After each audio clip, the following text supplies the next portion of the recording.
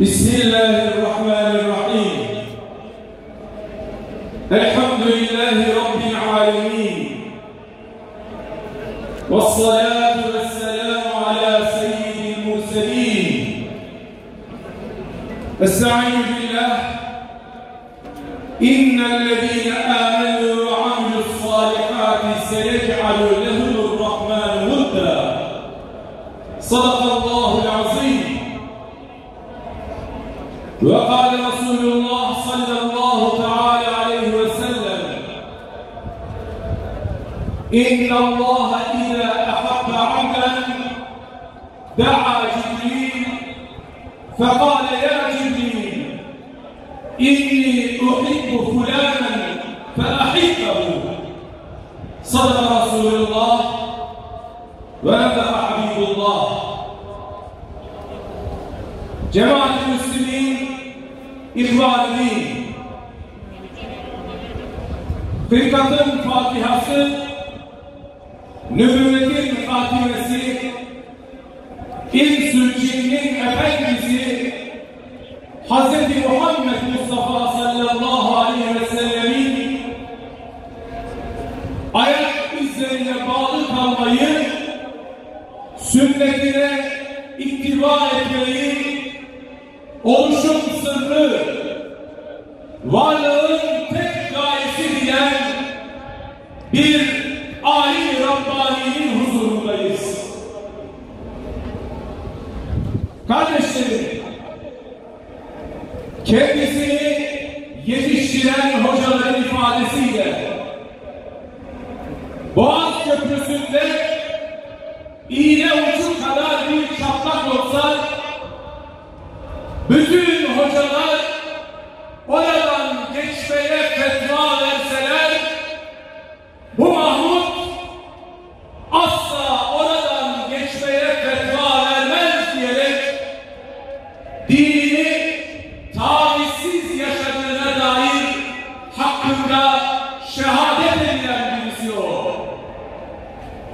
İşte bu sevgi, bu mahşeri kalabalık, nefretli mezhep, yalanı meslek, iftirayı meşrep edilenlere rağmen ömrü boyunca sadece Allah diyen ve İslam'ın emirlerini tavizsiz yaşayan bir kulun ne kadar sevildiğini, ne kadar sevilmesi gerektiğini ve ne kadar sevileceğini bize en gür sesiyle ispat ediyor, ilan ediyor. Kardeşlerim, Meryem suresinin 96. ayet-i kerimesinde İnnellezîne âmenû ve amilussâlihât, iman edip amel-i salih işleyenler var ya, seyec'alû lehumurrahmânu vudda, Rabbi bütün kulların gönlüne o evliyasının sevgisini koyacaktır buyurduğu ayet-i kerimenin tefsirinde merhum İbn Kesir Ebu Hureyre'den şu hadisi nakleder. Allah Resulü sallallahu aleyhi ve sellem buyurur ki Allah kullarından bir kulunu gerçekten sevdiğinde Cibril-i Emin'i davet eder. Ey Cibril, ben falan kulumu seviyorum, sen de o kulumu seversin diye emreder. Cibril-i Emin o kulu sever ve sonra bütün ehli semaya ey ehli sema, Allah falan kulunu seviyor der ve bütün ehli sema hep beraber onun sevgisini kuşanırlar. Sonra bütün yer ehlinin arasında Allah tarafından o sevgiyi kul kabul görür. Cemaat-i Müslümin, İhvan-ı şu anda cenazesini kıldığımız üstadımız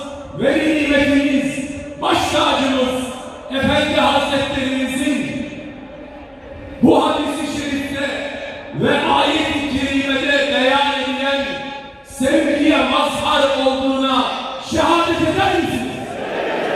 Şehadet eder misiniz? Şehadet eder misiniz? Dört mezhebin müftüsü Ali Haydar Efendi Kaddesallahu sırrahından tevarüz eden manevi yükün ağırlığı üzerindeyken bir gece teheccüd namazını kıldıktan sonra ellerini alemlerin Rabbi olan Hazreti Allah'a açıyor ve şöyle niyaz ediyor, şöyle nazlanıyor: ey Allah'ım, şayet bana yardım edersen hayatta olduğum müddetçe, ayakta olduğum müddetçe senin dinini, kitabını, peygamberinin sünnetini daima baş tacı edeceğim, ayaklar altına düşürmeyeceğim diye samimiyet pazarlığında bulunuyor. Cemaat-i Müslümin, İhvan-ı Din, şimdi huzurunda bulunduğumuz bu Rabbani alemin bir ömür Allah'la yaptığı samimiyet pazarlığına, sadakat gösterdiğine şehadet eder misiniz? Şehadet eder misiniz? Şehadet eder misiniz? Tek sermayesi ilim, amel, ihlas olan bu nasıl kul? İslam'ın sadece kelamdan ibaret olmadığını, belki onunla beraber İslam'ın bir aşk, bir heyecan, bir sevgi, bir muhabbet ve birlik dini olduğunu hepimize talim ettiğinde şehadet eder misiniz? Şehadet eder misiniz? Şehadet eder misiniz? Ebu Hureyre radıyallahu anh buyuruyor: "Zeheben nas ve bakiyen nesnas." İnsanlar göçüp gittiler. Geriye sadece insana benzeyenler kaldı buyurduğu bu çağda. Bize paranın geçtiği ama asla hükmetmediği yeni bir dünya bahşedildi. Sonu yalnızca nedamet olan, pişmanlık olan, üzüntü olan, nihayeti olmayan dünya isteklerinden bizi azat edin, bizi kurtarıp tek gayenin hak, tek vazifenin İslam'a sadakat, en büyük sermayenin ise hakikat, en doğru yolun ehl-i sünnet ve cemaat olduğunu haykırdığına ve bir ömür bunun için çalıştığına şehadet eder misiniz? Kendisini tanımayanların yahut tanıyıp sesine, sözüne kulak vermeyenlerin, mahrum, onu sevenlerin, ona gönül verenlerin, onun izinden gidenlerin mesut ama bir o kadar da mahzun olduğu Allah'ın bu nasıl kuluna haklarınızı helal eder misiniz? Haklarınızı helal eder misiniz? Haklarınızı helal eder misiniz? Bizleri günahlarımızla, kusurlarımızla, ayıplarımızla, dikenlerimizle kucaklarken kanayan ellerine rağmen yüzü daima bir tebessüm bahçesi olan bu nasıl kula haklarınızı helal eder misiniz? Haklarınızı helal eder misiniz? Haklarınızı helal eder misiniz? Bir ömür Cemaat-i Müslümin, İhvan-ı Din, Allah'tan başkasının müşterisi olmayın. Dünya yemek, içmek, eğlenmek cihetinden beş para etmez. Dünya ahiretin kazanılacağı yer olduğu için kıymetlidir. Ey kardeşlerim, mürşitsiz aşk yalandır. Okuyun, okutun, beni seven okusun diyen bu nasıl kuldan, bu sevgililer sevgilisinin hakiki sevgilisinden razı mısınız? Razı mısınız? Razı mısınız?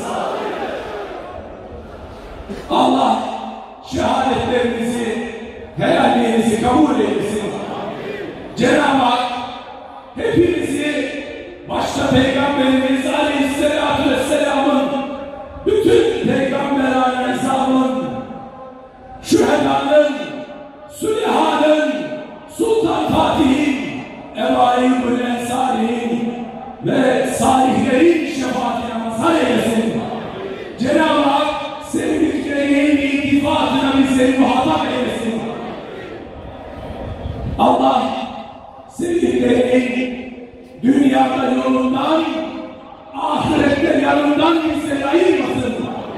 Cenab-ı Hak cami kubbesi altında bir ömür, minare gölgesi altında bir kabir ihsan eylesin.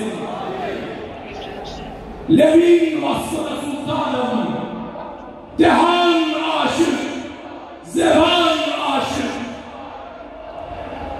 sana ey mihri tabanım, zemin aşık, zaman aşık. Cenab-ı Hak firakımızı muvakkat eylesin. Allah sürgünümüzü uzatmasın. Göçlü kervan kaldık dağlar başında. Allah bizi, sevdiklerimizi, müminleri başsız ve sahipsiz bırakmasın. Uzaktan yakından iştirak ettiniz. Cenab-ı Hak devlet büyüklerimiz başta olmak üzere bütün sevdiklerimize, bütün kalbi imanla dolu olan kardeşlerimizden razı olsun. Allah hiçbirimizi yalnızlıkla, ayrılıkla imtihan etmesin.